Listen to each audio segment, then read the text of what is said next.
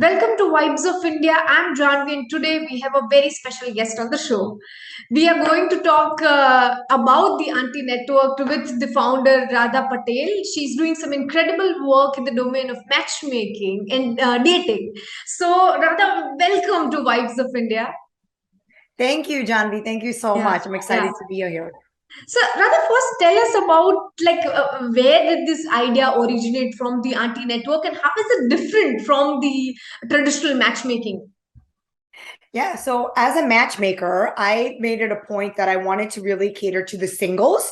I didn't want to have parents involved in the process because I was creating a new version for that generation. But obviously, over the years, I realized that the main people who were calling me to inquire about my services were the parents. And even my own clients, when I asked them, how are you meeting Hmm. people? They would say, oh, I'm using dating apps, but Hmm. my parents are also showing me Rishta or bio data. So I Hmm. realized that there was a gap. Parents are already involved, but they don't have a formal way of working with their children. And so that's where I got the idea for the Auntie Network. Rather, in a culture of, say, hookups or live in relationships, or that people don't even believe in the institution of marriage, how is this anti network and how is matchmaking thriving in your circle? So I think that with the Auntie Network, knowing that we're catering to parents and family, Hmm. they obviously have a different interest when it comes to marriage. It's not so much about dating. So we are allowing them to continue on their kind of traditional way of finding rishtas or matches for their singles. But singles obviously have the ultimate say. Even on our platform, they can accept or reject matches that their parents set up for them.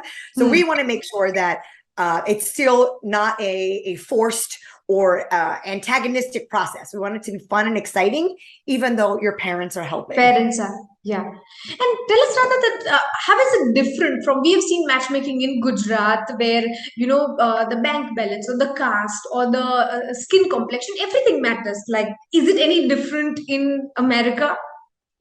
Yes, so I would say not necessarily in America, but that next generation, even in Gujarat and India, Hmm. I'm seeing this next generation rejecting those things about skin color and Hmm. subcaste. So Yeah. from our platform as well, we're not allowing filters around color or that kind of stuff. We really want to foster the family to family connection. So if those are criteria that are important to you, we encourage you to reach out to the other family on the app and ask those questions for yourself and what works for your family. Interesting. And then what are some of the bizarre or funny or interesting demands that even parents would have? Like, you would want this kind of guy or this kind of a girl. You would laugh. So for my Guju community out there, I had an auntie approach me once and saying that she loves Garba and she goes every day, Navratri, every time there's a Garba. So she really wants a daughter-in-law who loved Garba. Now, Oh, obviously, that is a tough criteria to match on, but you in can see that America. some of these cultural nuances are very important for our families. Very interesting. Yeah, and how is the matchmaking evolving apart from the younger generation not going in the traditional trap? What has changed over the years? I think so. The concept of the bio data, where it's your physical resume, Huh. that is changing. You're seeing more and more people are putting hobbies, interests, personality traits, and for this generation, that's what's important to them: is do we get along as husband and wife, man and woman? Are we going to be able to parent together in the Hmm. right way? They're asking more serious questions up front rather than, okay, our families align, let's just get married. Yeah, so that's interesting how even the bar datas are evolving. So it's no more about height and weight and subcast, right? Exactly. Yeah, they're Okay. changing. And I think that that's the beauty of how we're evolving as a community is that family parents also realize if I'm putting together a bio data for Janvi, I need to include what she's passionate about. And Hmm. hopefully the other family, the boys family will resonate with what makes Janvi special. Interesting. Is there any new element which you have added in the biodatas? Like, like this is an element which is important for two people to check whether they are compatible or not. And that's why you would want this aspect to be added in the biodatas. For us, the unique element at the Auntie Network is the fact that parents have a separate account from their singles. So Hmm. this is transparently putting it out there so mom and dad can talk to boy and girls, mom and dad directly. on Wow. the platforms. This is brand new, unique. Nobody else is doing it. And that is what's making our matchmaking platform different and better for this generation now. So Radha, tell us about like the matchmaking thing. I mean, you are also a Gujarati, so tell us about your Gujarati background and how you took it to the international level. Absolutely. So yes, as you mentioned, I am Gujarati. My parents were raised in Gujarat, and I visit often. I actually have a kaka who still lives there. I'm very involved with our saint or our deity from our Hmm. town. Hmm. And my parents actually, their love story happened in Nadia, Gujarat, and that love story is the basis for why I went into matchmaking and decided that I wanted to share this experience with the rest of the community. Interesting. And rather, as a matchmaker, sort of, what is your idea of marriage in the sense? How do you see that evolving, especially among the younger lot? I think the idea is evolving in the sense that we really are looking at important aspects of personality, future growth as people, hobbies and interests. I think what's beautiful about people coming together now is, yes, everything lines up on paper. That's what prompts you to actually meet and get started. So you're not wasting your time. Hmm. But once you meet, you see that people are asking not just, okay, what's your income level, what's your career aspirations, but what do you want to do? Like, do we want to travel, or do we have goals to start a business? Do we want to have 3 kids versus 2 kids? What does that look like? So we're having very important, serious conversations up front, which hopefully is going to make that marriage more successful and happier in the long run. True. And even in the setup where communities or like two families are coming together, what's the biggest challenge? Like, you must be coming across something which is also a task. What's that? Yes, I think the biggest challenge we've seen with families coming together is that you have some people who are very, very much traditional, and that's the reason why they come to the Auntie Network, because they're looking for that. But we're also bringing in that modern element. So, as I mentioned, young millennials are now in the marriageable age.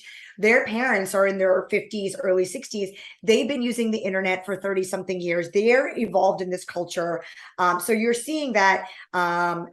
And even when modern in mainstream media, you're seeing with Hmm. the new movies and TV shows coming out, the juxtaposition of tradition versus modern, and how do we keep that fine line and embrace what's still important to us as a culture, as a community, and those, Gujarati Indian values. Values, yeah, yeah. Because traditional and modern coming together can also lead into a conflict, right?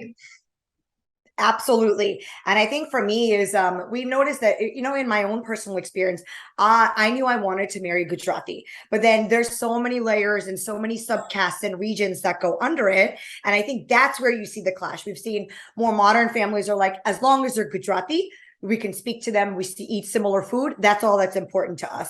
But Hmm. then you have other people who are like, nah, આપણે અહીંના છે એટલે આવા જોઈએ ને આવી Yeah. રીતના કરવું જોઈએ. So that is that juxtaposition. But all of that can still happen within that same framework of being Gujarati community, right? I think that we need to Interesting. evolve past our old school differences. They were there for a reason. Back in the day, we had these lines and these segregations because that's how we kept everything clear, and everybody knew kind of what the rules were, quote unquote. But now we're growing and evolving, and society is growing and evolving Hmm. and changing as well. So why can't marriage? And apart from Garba, what are the quintessential Gujarati thing which have remained unchanged over the years, even now that you are running that network? Those things don't change. Chai nasto. Oh, The okay. chai time in my family is sacred. Even every day we have a tea time. It's like a fourth meal. And Hmm. I've noticed even with this younger generation, their chai nasto, it's a part of their staple. We go over their routines, when we're talking about detailed matching. And everybody says, I start my morning with chai nasto, or I come home from work and I have to have my chai. So I think that Gujarati tradition and staple is never gonna go away. Interesting, interesting. What else? I mean, how is the Auntie Network really different from the other platforms that we have right now? Definitely, it's about community, it's about families coming together. But is there anything else which also differentiates this platform?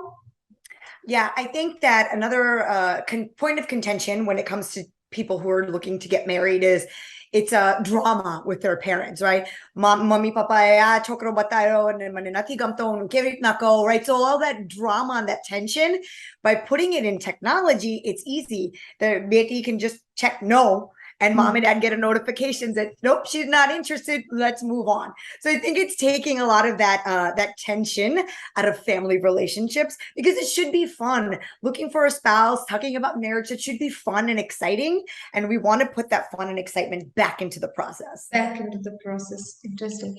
What else do you see? I mean, how do you see this whole process evolving in the future? Like, in any remarks on that? Yeah, so our platform is really designed to be not just family inclusive, but when I mention community, right? In our family, I base this off of my oldest Masi. When Shadi.com had first come out, early 2000s, maybe late 99, she signed all of me and all of my cousins, all of her nieces and nephews on Shadi.com.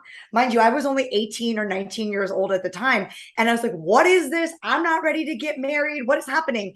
But that auntie, my Masi, she also was vested to make sure all of her nieces and nephews had a good partner. So what we're doing at the Auntie Network is creating different membership tiers. If you are the matchmaker Masi in your family, you can create a subscription that you can put multiple singles on there, and you can manage all of their profiles openly and transparently as well. So we're really bringing the community aspect into it. And this, that matchmaker auntie only has to pay one monthly price and can set up multiple singles in her family. And once I end this whole conversation, no, what you can do is like, I just want to have a word with you. So don't just go off after that. Yeah. Yeah. So Radha, tell me that this whole platform is newly launched. So why this time? Any remarks on that? I think, as we mentioned earlier, with the media landscape, matchmaking and love is on the minds of everyone. We've got TV shows coming out, new different game shows, and new people coming on the scene. Apps are popping up every day. I understand that I'm also one of those apps that are popping up, but I think it's because the idea of relationships and matchmaking have come so mainstream, and this is the time to strike. And plus, as I mentioned, we are revolutionary. Nobody else is allowing family and singles to work together, and so our app is unique, even amongst all those apps and things that are coming out. True. And how does the country's culture or the country's atmosphere, also influence matchmaking, or also influence single and families? Like, how does that work? Yes, absolutely. So where you're raised or what country that you're living in, I think it brings in the local values and the local traditions. So I think the biggest disparity you'll see is the concept of dating. In India, it's obviously now becoming more prevalent. We've got this younger generation out there also embracing it. But in the US, when I was growing up, the Caucasians were already dating. And so there was a struggle between my family saying, no, that's not something that we do as Desi people. And then seeing my friends and family doing it. But now, we're 30 years into it. Gujus have been in America for long.